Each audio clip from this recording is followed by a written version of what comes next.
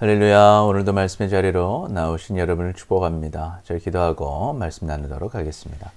사랑의 아버지 하나님 감사합니다. 오늘도 새 아침을 주시고 함께 또 말씀으로 또 하루를 살아갈 수 있도록 인도해 주시니 감사합니다. 오늘도 말씀 나눌 때 하나님 말씀 잘 깨닫게 하시고 깨달은 말씀대로 순종하여서 주님의 은혜를 다 누리며 살아가는 우리 모두 되게 하여 주옵소서. 감사합니다. 사랑합니다. 예수님의 이름으로 기도드립니다. 아멘. 오늘 하나님께서 우리에게 주시는 말씀은 출애굽기 9장 8절에서 35절 말씀입니다. 오늘 본문은 일곱째 재앙을 당하는 바로의 모습을 보여줍니다. 오늘 말씀을 통해서 이제는 하나님이 아닌 다른 곳에는 답이 없음과 하나님이 어떤 분이신지 알고 하나님의 말씀을 들으며 필요할 때만 하나님을 찾을 것이 아니라 항상 하나님을 찾음으로 하나님의 복과 은혜를 항상 누리며 살아가는 우리 모두가 되시기를 축복합니다. 아멘. 첫 번째, 하나님이 아닌 다른 곳에는 답이 없습니다. 8절부터 보면 여호와께서 모세와 아론에게 이르시되 너희는 화덕의 재 두 웅큼을 가지고 모세가 바로의 목전에서 하늘을 향해 날리라. 이 재가 애굽 온 땅에 티끌이 되어 애굽 온 땅의 사람과 짐승에게 붙어서 악성 종기가 생기리라. 그들이 화덕의 재를 가지고 바로 앞에 서서 모세가 하늘을 향하여 날리니 사람과 짐승에게 붙어 악성 종기가 생기고 요술사들도 악성 종기로 말미암아 모세 앞에 서지 못하니 악성 종기가 요술사들로부터 애굽 모든 사람에게 생겼음이라. 그러나 여호와께서 바로의 마음을 완악하게 하셨으므로 그들의 말을 듣지 아니하였으니 여호와께서 모세에게 말씀하신 것 같더라. 아멘. 여호와께서 모세와 아론에게 화덕의 재 두 웅큼을 가지고 바로의 목전에 가서 하늘에 날리라고 하십니다. 그러면 그 재가 애굽 온 땅에 티끌이 되어서 애굽 온 땅의 사람과 짐승에게 붙어서 악성 종기가 될 것이라고 말입니다. 하나님의 말씀대로 모세와 아론은 화덕의 재를 가지고 바로 앞으로 가서 재를 날립니다. 그러니 그 재가 사람과 짐승에게 붙어서 옆에 있던 요술사들로부터 애굽 모든 사람들에게 악성 종기가 됩니다.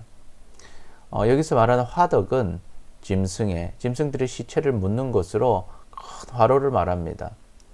그래서 그 재는 악성 피부병을 진정시키는 효과가 있었고, 그래서 그 재를 흩뿌리는 것은 유행병을 멈추게 하는 이 주술적 의미가 있었습니다. 그런데 하나님께서는 이 피부병을 멈추게 하고자 하는 그들의 방법을 통해서 오히려 병이 퍼져나가게 하십니다. 하나님이 아닌 다른 곳에는 답이 없습니다. 지금까지 애굽 사람들은 나름대로 병을 이기는 방법을 알고 있었습니다.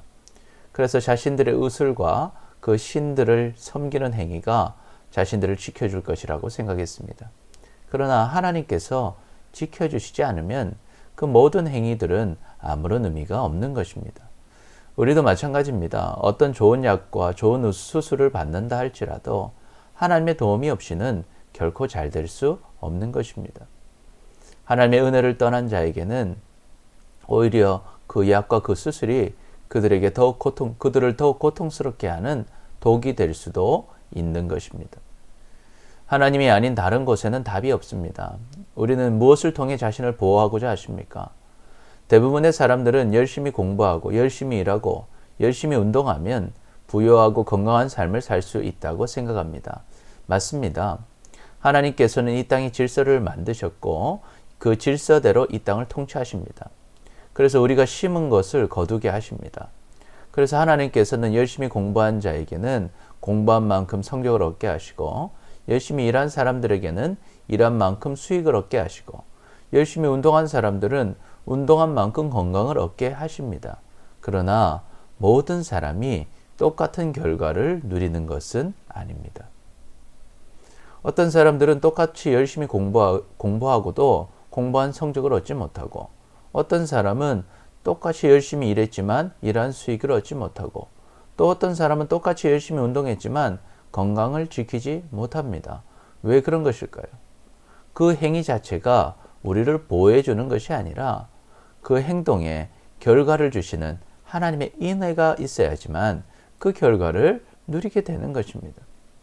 그러니 하나님을 생각하지 않고 하나님을 무시하고 그저 눈에 보이는 방식에만 집중하며 우상을 따라가는 자에게는 답이 없는 것입니다. 우리에게 이러한 지혜가 있으시기를 축복합니다. 여러분, 하나님이 우리를 도와주셔야 합니다. 하나님의 손길이 없이는 아무것도 되지 않고 그 어떤 노력도 의미가 사라지는 것입니다. 그러니 그 어떤 노력을 하기 이전에 그 노력 가운데 역사하시는 하나님의 은혜를 구하며 사시기를 축복합니다. 나는 포도나무요 너희는 가지라. 그가 내 안에 내가 그 안에 거하면 사람이 열매를 많이 맺나니 나를 떠나서는 너희가 아무것도 할 수 없음이라. 아멘. 둘째로 우리는 하나님이 어떤 분이신지 알고 하나님의 말씀을 들어야 합니다. 13절부터 보면 여호와께서 모세에게 이르시되 아침에 일찍 일어나 바로 앞에 서서 그에게 이르되 히브리 사람의 하나님 여호와의 말씀에 내 백성을 보내라. 그들이 나를 섬길 것이니라. 내가 이번에는 모든 재앙을 너와 내 신하와 내 백성에게 내려 온 천하에 나와 같은 자가 없음을 내가 알게 하리라. 내가 손을 펴서 돌림병으로 너와 내 백성을 쳤더라면 내가 세상에서 끊어졌을 것이나 내가 너를 세웠음은 나의 능력을 내게 보이고 내 이름이 온 천하에 전파되게 하려 하였음이니라. 내가 여전히 내 백성 앞에 교만하여 그들을 보내지 아니하느냐. 아멘. 여호와께서는 모세에게 아침 일찍 일어나 바로를 만나서 하나님의 백성 이스라엘 백성을 보내서 하나님을 섬기게 하라고 명령하십니다. 그리고 하나님께서 그런 제약을 주시는 목적에 대해 말씀하십니다. 하나님께서 제약을 주시는 목적은 애굽 사람들에게 고통을 주고 죽이는 것이 아닙니다. 그것은 마귀가 하는 것이고 하나님은 생명을 주시는 분이고 풍성한 삶을 허락해 주시는 분이십니다. 만약 하나님께서 죽이는 것이 목적이시라면 돌림병, 전염병을 통해서 다 죽이셨겠지만 이러한 재앙을 주시는 이유는 하나님의 능력을 보여주셔서 하나님의 이름을 온 천하에 전파하여 하나님을 알게 하고자 하심이었습니다. 그런데 문제는 하나님께서 죽이지 않으시니까 바로가 여전히 교만해서 말을 안 듣는다는 것입니다. 내일 이맘때면 내가 무서운 우박을 내리니 애굽 나라가 세워진 그날로부터 지금까지 그와 같은 일이 없었더라. 이제 사람들을 보내어 내 가축과 내 들에 있는 것을 다 모으라. 사람이나 짐승이나 무릇 들에 있어서 집에 돌아오지 않은 것들에게는 우박이 그 위에 내리리니 그것들이 죽으리라 하셨다 하라 하시니라. 바로의 신하 중에 여호와의 말씀을 두려워하는 자들은 그 종들과 가축을 집으로 피하여 들였으나 여호와의 말씀을 마음에 두지 아니한 사람은 그의 종들과 가축을 들에 그대로 두었더라. 아멘. 하나님께서는 내일 무서운 우박을 내리시겠다고 하십니다. 그 우박은 애굽이 세워진 이후에 처음 보는 무서운 우박이었습니다. 그러니 가축과 사람들과 짐승들을 들에 두지 말고 다 집으로 들여보내라고 말씀하십니다. 그렇지 않으면 우박으로 다 죽게 될 것이라고 말입니다. 그래서 그 사실을 들은 바로의 신하들 중에는 그 여호와의 말씀을 두려워하는 자들이 있었어요. 그들은 그 종들과 가축을 집으로 피하게 하였습니다. 그러나 그 말씀을 마음에 두지 않는 사람들은 그의 종들과 가축을 들에 그대로 둡니다. 그러니 어떻게 되겠습니까? 하나님을 모르고 말씀을 듣지 않는 자는 고통을 피할 수 없는 것입니다. 여호와께서 모세에게 이르시되 너는 하늘을 향하여 손을 들어 애굽 전국에 우박이 애굽 땅의 사람과 짐승과 밭의 모든 채소에 내리게 하라. 모세가 하늘을 향하여 지팡이를 들매 여호와께서 우레소리와 우박을 내리시고 불을 내려 땅을 달리게 하시니라. 여호와께서 우박을 애굽 땅에 내리시매 우박이 내림과 불덩이가 우박에 섞여 내림이 심히 맹렬하니 나라가 생긴 그때로부터 애굽 온 땅에는 그와 같은 일이 없었더라. 우박이 애굽 땅에서 사람과 짐승을 막론하고 밭에 있는 모든 것을 쳤으며 우박이 또 밭의 모든 채소를 치고 들의 모든 나무를 꺾었으되 이스라엘 자손이 있는 그곳 고센 땅에는 우박이 없었더라. 아멘. 다음날 하나님께서는요, 모세에게 손을 하늘로 들라고 하십니다. 그러니 우박이 애굽 땅에 내립니다. 우박과 함께 불덩이가, 아마도 번개가 맹렬하게 떨어집니다. 한 번도 본 적 없는 무서운 우박이었습니다. 그러니 집 밖에 있는 모든 사람이나 짐승이나 밭에 있는 모든 것이 다 죽고 망가집니다. 그러나 이스라엘 자손들이 있는 고센 땅에는 우박이 없었습니다. 우리는 하나님이 어떤 분이신지 알고 하나님의 말씀을 들어야 합니다. 하나님은 우리를 죽이시는 분이 아니라 살리시는 분이십니다. 할렐루야, 아멘. 그러니 하나님의 말씀대로 하면 반드시 삽니다. 잘 됩니다. 아멘. 그러니 우리는 하나님을 믿지 않았던 우리의 모든 죄를 회개하고 우리를 살리시기 위해서 이 땅에 오셔서 우리를 위해서 십자가에서 죽으시고 부활하신 예수님을 나의 구원자로, 나의 주인으로, 나의 하나님으로 믿고 따르시기를 축복합니다. 아멘. 그리하면 영원한 생명과 복을 누릴 것입니다. 하나님이 세상을 이처럼 사랑하사 독생자를 주셨으니 이는 그를 믿는 자마다 멸망하지 않고 영생을 얻게 하려 하심이라. 죄의 싹슨 사망이요 하나님의 은사는 그리스도 예수 우리 주 안에 있는 영생이니라. 아멘. 그런데 사람들이 하나님의 말씀을 안 듣습니다. 그러니 어떻게 됩니까? 하나님의 보호를 받지 못하고 고통을 당하는 것입니다. 죽어서도 지옥 가는 인생이 되는 것입니다. 그런 사람들에게 하나님은 그저 무서운 하나님이신 것입니다. 그러나 하나님의 말씀대로 믿고 순종하는 자는 다 안전합니다. 그러니 마귀에게 속지 마시기를 축복합니다. 마귀는 하나님의 말씀을 못 믿게 해서 죽임을 당하게 하고 멸망을 당하게 합니다. 그러나 우리는 우리를 살리시는 하나님을 알고 하나님의 말씀을 듣고 순종함으로 생명을 얻고 풍성한 삶을 누리며 사시기를 축복합니다. 아멘. 도둑이 오는 것은 도둑질하고 죽이고 멸망시키는 것뿐이요. 내가 온 것은 양으로 생명을 얻게 하고 더 풍성히 얻게 하려는 것이라. 아멘. 셋째로 우리는 필요할 때만 하나님을 찾을 것이 아니라 항상 하나님을 찾아야 합니다. 바로가 사람을 보내어 모세와 아론을 불러 그들에게 이르되 이번은 내가 범죄하였노라. 여호와는 의로우시고 나와 나의 백성은 악하도다. 여호와께 구하여 이 우레소리와 우박을 그만 그치게 하라. 내가 너희를 보내리니 너희가 다시는 머물지 아니하리라. 모세가 그에게 이르되 내가 성에서 나가서 곧 내 손을 여호와를 향하여 펴리니 그리하면 우레소리가 그치고 우박이 다시 있지 아니할지라. 세상이 여호와께 속한 줄 왕이 알리이다. 그러나 왕과 왕의 신하들이 여호와 하나님을 아직도 두려워하지 아니할 줄을 내가 아나이다.